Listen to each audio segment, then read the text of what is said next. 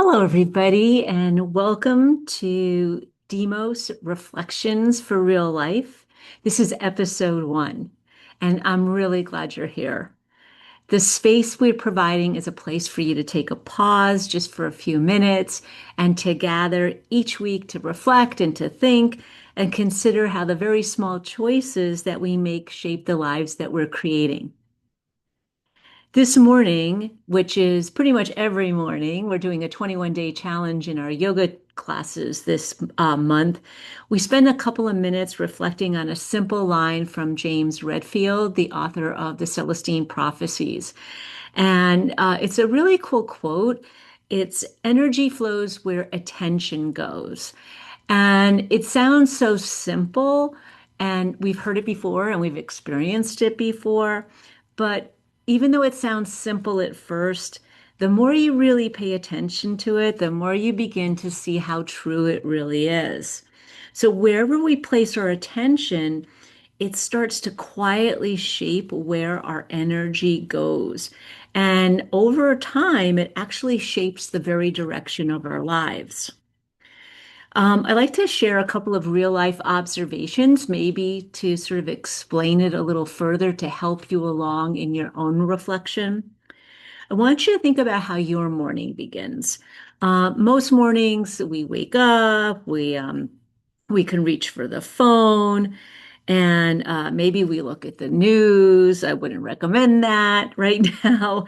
Um, and we start to think about everything that's lined up, like a line in a queue, waiting to check out. And it builds up and it builds up and it builds up.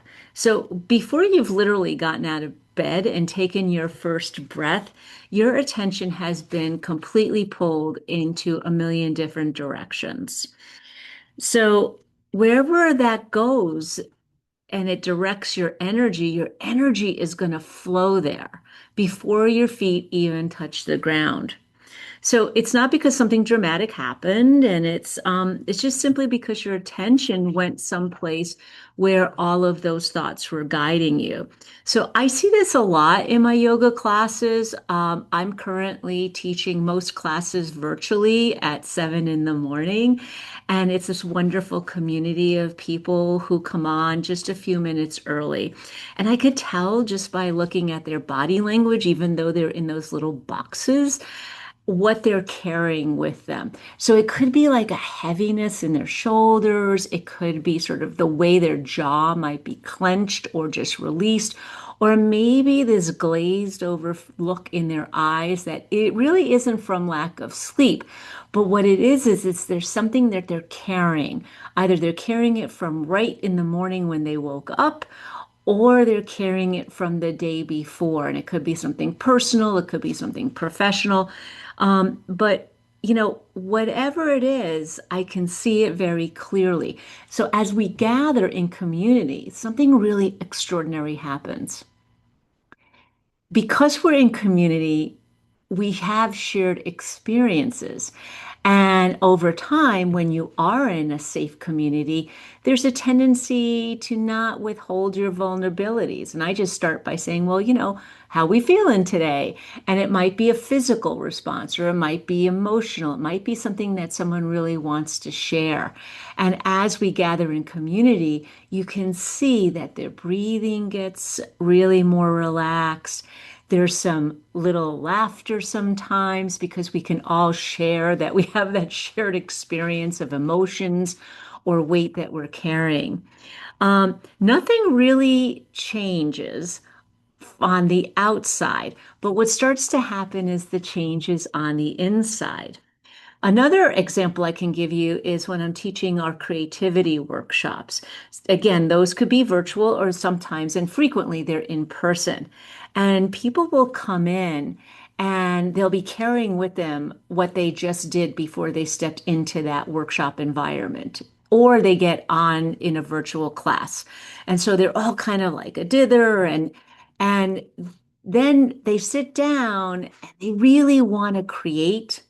There's something very, very primordial about creating. And so as adults, we tend to want to do it. And then all of a sudden, you could just see they get stopped in their tracks because they're carrying the burden of where do I begin? And that's a very, very heavy burden. And all of their energy goes into this idea of like, oh my God, I don't really know where I should even start. So as we gather in community once again, and that's kind of a key. It's not the only key, but it's a very powerful key.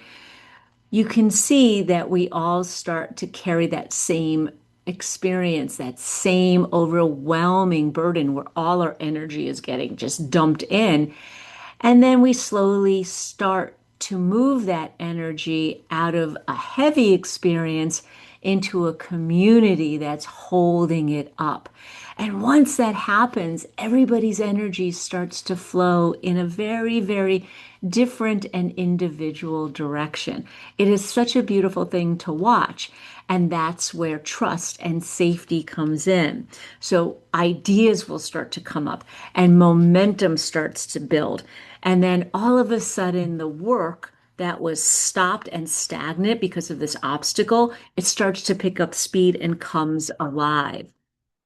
So, what I've come to understand over the many years of teaching is that meaningful change really begins with making a very dramatic decision. And that decision comes down to taking the first step, a little tiny step, to put ourselves in community with others. And maybe even just this video, watching it, makes you feel a little safer, a little bit more vulnerable. And then it often softens up and it becomes something that begins very quietly, and our attention starts to shift. And then we put into practice these small little steps that we repeat over and over again. And that's another key. If you commit to showing up on your mat or going for a walk every day, even if it's for 5 or 10 minutes, or getting a piece of sketch paper out and just doodling for 5 minutes, or picking up a journal and sharing your innermost thoughts on putting paper to pen or paper or pen to pencil, and it starts to flow. It shifts your energy. So, again, when you give something your attention very consistently in an environment where you feel safe, it begins to grow. So, I have a couple of reflection questions for you, and you could do this in your head, or maybe it might be something that you want to jot down in your journal. Ask yourself a couple of these questions this week and see where it takes you. Can you really identify where your attention is going right now? And just as importantly, where should you let it go? I mean, it's okay if your attention's taking you someplace, but you always have that option to stop that energy. Or if it's going in the perfect direction, just let it go and see where it leads you. You don't have to answer any of those two questions perfectly. I just would encourage you to think about how you look at where your energy is going and where you allow it to go. And that's a really, really powerful beginning. In closing, if any of these reflections resonate with you, I invite you to visit us at demosarts.com, and you'll find where our yoga classes are, our creative workshops, in person, virtually, any seasonal practices that are designed to support your life for more clarity, creativity, and a meaningful life. You're always welcome to join us. In final, until next time, take care of your attention and where you allow that energy to lead you. I'm so glad that you're here. Thank you so much.